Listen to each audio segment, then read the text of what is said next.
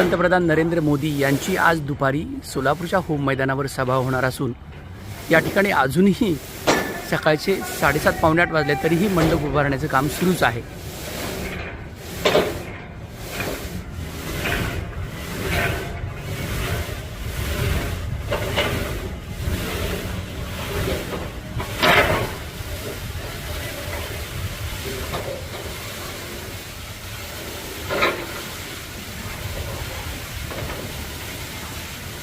पहा अशा पद्धतीनं हा मंडप उभारला जातो आहे।